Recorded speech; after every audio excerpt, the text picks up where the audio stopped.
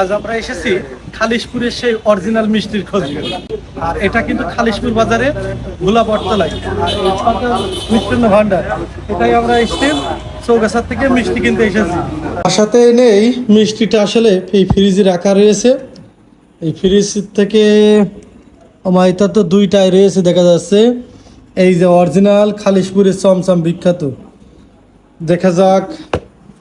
এটাতে আছে। আচ্ছা, চমচম যেহেতু বিখ্যাত সেহেতু চমচমই আজ নেব। আসলে খালিশপুরের মিষ্টিটা বিখ্যাত হওয়ার পিছনে অনেকগুলো কারণ আছে, একদম নির্ভেজাল, যার কারণে এই মিষ্টির চাহিদা কিন্তু অনেক।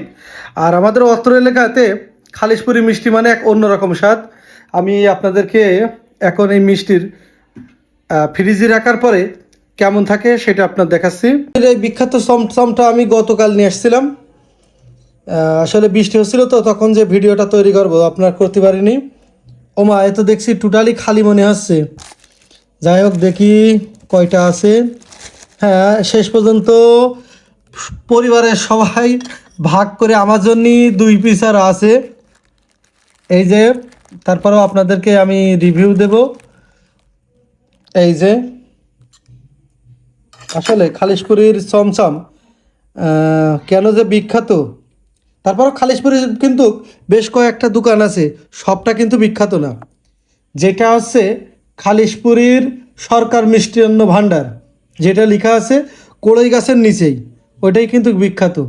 তারপরও যে শুনবেন আগে, যে মানুষের কাছে, সাধারণ মানুষের কাছে শুনবেন যে খালিশপুরের বিখ্যাত মিষ্টিটা কোথায় পাওয়া যায়, যেটা সরকার মিষ্টান্ন ভান্ডার, ওইটার থেকে। যাই হোক, আপনাদেরকে আমি দেখাচ্ছি। এই দেখেন, সাধারণত আমাদের আশেপাশে যতগুলো মিষ্টির দোকান থেকে মিষ্টি কিনা হয়, প্রত্যেকটা মিষ্টির ভিতরে কিন্তু কম বেশ আটি আটি বা বিসি বিসি থাকে। কিন্তু এই মিষ্টিটা দেখেন, টোটালটাই আমি একদম টোটালটাই কাটিয়েছি, দেখেন একটু মিষ্টি নেই, পুরোটাই ছানা।